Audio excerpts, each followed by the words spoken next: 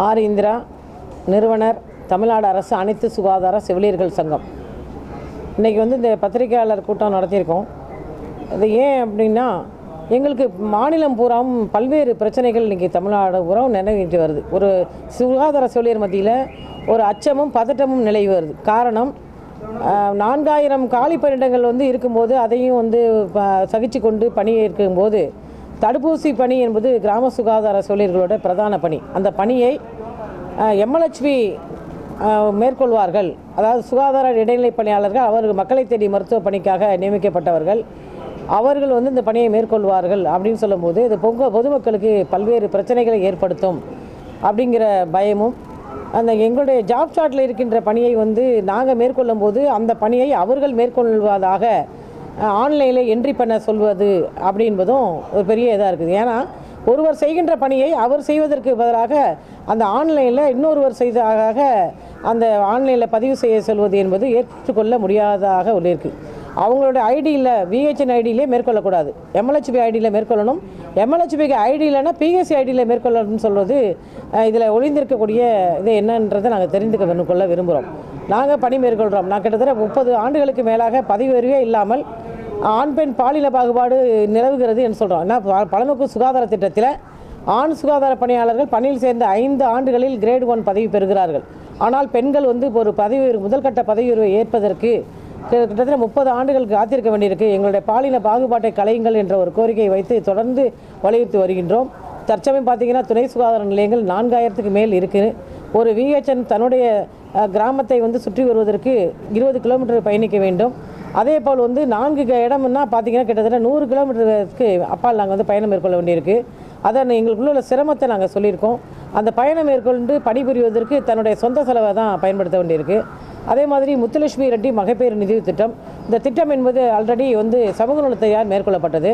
நாங்கள் கர்ப்பிணியை பதிவு பண்ணுறோம், அவங்களுக்கு கூடிய சேவையை செய்கிறோம், பிரசவங்க பார்க்குறதுக்கு தயாராக இருக்கோம், சிறுநோய் சிகிச்சை செய்கிறோம், எல்லாம் பண்ணுறோம். ஆனால் பதிவு பண்ணுறோம் நிதி ஒதுக்கீடு என்பதை முத்துலட்சுமி ரெட்டி நிதி ஒதுக்கீடு அந்த பணம் வழங்குகின்ற மட்டும் நீங்கள் சமூக நலத்துறை ஏற்கனவே அந்த தினம் அதுகிட்ட கொடுங்க. அப்படி இல்லையா பிளாக்குக்கு ஒரு SHN 2 VHN அந்த பணிக்கு மாத்திரம் நியமிங்கன்னு தொடர்ந்து நாங்கள் கோரிக்கை வைத்திருக்கின்றோம். அது பரிசீலிக்கப்படலை. இப்போ காலிப்பட்டங்களை நிரப்பணும்னு சொல்கிறோம். கோர்ட்டில் கேஸ் இருக்குன்னு சொல்லிட்டு மாண்புமிகு அமைச்சர் அவர்களால் தொடர்ந்து சொல்லப்படுகிறது. அதனால் பொதுமக்கள் வெகுவாக பாதிக்கப்படுகிறார்கள். அதனால் உடனடியாக அந்த கோர்ட்டுங்கிறத முடிவுக்கு கொண்டு காலிப்பட்டங்களை நிரப்பணும் அப்படின்ற கோரிக்கையை வைக்கின்றோம். அப்புறம் பார்த்திங்கன்னா இந்த இடைஞ்சல்கள் இடையூறுகள் சப்சென்டரை பொறுத்தவரையும் பார்த்திங்கன்னா துணை சுகாதார நிலையங்கள் 1982 மக்கள் தொகைக்கு ஏற்ப உருவாக்கப்பட்டது. 5000 மக்கள் தொகை பிளைன்லேயும் ஹில்ஸில் 3000 மக்கள் தொகையும் ஆண்டுகள் 40 கடந்த பின்பும் மக்கள் தொகை வெகுவாக உயர்ந்து விட்ட பிறகும் புது மக்கள் தொகைக்கு ஏற்ப துணை சுகாதார நிலையங்கள் ஏற்படுத்தப்படலைன்னு சொன்னோம். இப்போ ஒரு 600 சப்சென்டர்கள் ஏற்படுத்தப்பட்டிருக்கு. அதுலேயும் ஊழியர்கள் இருக்கிறவங்களை வச்சு அதை மெயின்டைன் பண்ணணும் அப்படிங்கிறது ரொம்ப அதிர்ச்சியாக இருக்குது. புதிய துணை சுகாதார நிலையங்கள் ஏற்படுத்தும் போது அதுக்காக புதிய கிராம சுகாதார செவிலியரோ துணை செவிலியர்களை நியமிக்க வேண்டும். அதற்கு மாறாக இருக்கிறவர்களே அந்த பணியை மேற்கொள்வார்கள் என்பது இன்னும் ரொம்ப எங்களுக்கு ஒரு பெரிய அதிர்ச்சியை ஏற்படுத்துகிறது அப்படிங்கிறத நாங்கள் பதிவு பண்ணுறோம்.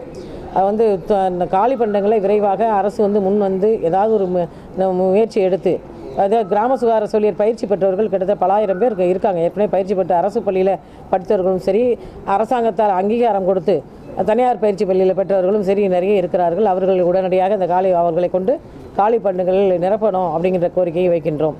அதனால் பிரதான அந்த கோரிக்கைகளை வலியுறுத்தி புதுக்கோட்டையில் 22/6 கூடிய அவசர மாநில செயற்குழு 3 கட்ட இயக்க நடவடிக்கைகளை அறிவித்துள்ளது. அதாவது முதல் கட்டமாக ஒரு வாரம் அந்த 2ஆம் தேதி வரை, ஜூலை 2 வரை 22, 23ஆம் தேதியிலேருந்தே கோரிக்கை அட்டை கருப்பு அட்டை அணிந்து பணிபுரிவது. 10/7 ஜூலை 10ஆம் தேதி மாவட்ட தலைநகரில் ஆர்ப்பாட்டமும், ஜூலை 24ஆம் தேதி மாநில முதல்வரின் கவனத்தை ஈர்த்திட மாநிலம் தழுவிய உண்ணாவிரதம் போராட்டம் மேற்கொள்வது என்றும் முடிவு செய்திருக்கிறது என்பதை சொல்கிறோம். போராட வேண்டும் என்பது எங்களுடைய நோக்கம் அல்ல, போராட்டத்திற்கு தள்ளப்பட்டிருக்கிறோம் என்பதுதான் உண்மை. ஆகவே தமிழக அரசு இயக்குனர் அவர்களும் அரசு செயலாளர் அவர்கள் மாண்புமிகு அமைச்சர் அவர்கள் எங்களை அழைத்து பேசணும் அப்படின்னு கேட்டுக்கிறோம். துணை சுகாதார நிலையங்கள் மிகவும் பழுதடைந்திருக்கு. அந்த சுடுகாட்டு பகுதியில் மக்கள் வசிக்காத இயலாத இடத்துல கட்டப்பட்டிருக்கு. அதோடு மட்டுமல்ல, அந்த துணை சுகாதார நிலையங்கள் விஹெச்என்களால் பராமரிக்கப்படுது. என்ஹெச்எம்மால் ஒதுக்கப்படுகின்ற நிதி என்பது முறையாக இதில் மாநிலத்தில் பல இடங்களில் செலவு செய்யப்படுவதில்லை. விஹெச்என் கிராம சுகாதார செவிலியர்களுக்கு அந்த சென்டருக்கு ஒதுக்கப்படுகின்ற நிதி செலவின பட்டியல் பெற்றுக்கொண்டு கூட சில இடங்களில் அந்த பணம் கொடுக்கப்படலை அப்படின்ற குற்றச்சாட்டுகள் எல்லாம் நிறைய இருக்குது அப்படிங்கிறது இதில் நாங்கள் தெரிவிச்சுக்கிறோம். கிராம சுகாதார செவிலியர்களால் பராமரிக்கப்படுகின்ற அவர்களால் தண்ணீருக்காகவும் ஈபிக்காகவும் செலவு செஞ்சு பராமரிப்பு பணி பண்ணுற இடத்துல இடைநிலை சுகாதார பணியாளர் எம்எல்ஹெச்பியை கொண்டாந்து வலுக்கட்டாயமாக திணிப்பது ஏற்க முடியாது என்று நாங்கள் சொல்லியிருக்கின்றோம். அதோடு மட்டுமல்ல, கிராமங்களில் பெரும்பாலும் இந்த கொரோனாவிலேருந்து துணை சுகாதார நிலையத்துக்கு இந்த ஃபண்டே கொடுக்கல. HSCக்கு வாடகை கட்டடத்துக்கு ஃபண்டு கொடுக்கல. இவங்களுடைய சொந்த செலவில் அந்த செலவு செய்கிறாங்க. கிராமங்களில் 1000 ரூபாய்க்கெல்லாம் இன்றைக்கி துணை மையம் கிடைப்பதில்லை. குடும்பத்தோடு தங்கியிருக்கும் போது 5000 ரூபாயிலேருந்து குறைந்தது 5000லேருந்து செலவு செய்து தனியார் கட்டடத்தில் தங்கியிருக்கின்ற கிராம சுகாதார செவிலியர் குடும்பத்தோடு தங்கியிருக்கிறவங்கள்ட்ட கொண்டு போய் மிரட்டி அச்சுறுத்தி குறிப்பானையை வழங்கி அவங்கள கொண்டு போய் இடையில் புகுத்துறது இல்லை, சரியாக இருக்காது என்பதை நாங்கள் பலமுறை சொல்லியிருக்கின்றோம். ஆகவே அவர்களை நியமிக்க வேண்டாம் என்று நாங்கள் சொல்லவே இல்லை. அவர்கள் நியமிக்கும் போது அவர்கள் பணிபுரிவதற்கான இடத்தை தேர்வு செய்யணும் அப்படின்னு கேட்டுக்கிறோம். எங்களுடைய துணை சுகாதார நிலையங்களை அவங்களை கொண்டாந்து வச்சு எங்களுடைய பணிக்கு இடைஞ்சலாகவும் இடையூறாகவும் இருக்கக்கூடாது என்பதை தொடர்ந்து நாங்கள் வலியுறுத்தி வருகின்றோம். ஆகவே எங்களுடைய போராட்டத்தை முன்னால் தமிழக அரசு எங்களை அழைத்து பேசி எங்களுடைய பிரச்சனைக்கு தீர்வு காட்ட வேண்டும் என்று இந்த கூட்டத்தின் வாயிலாக நாங்கள் கேட்டுக்கொள்கின்றோம். நன்றி.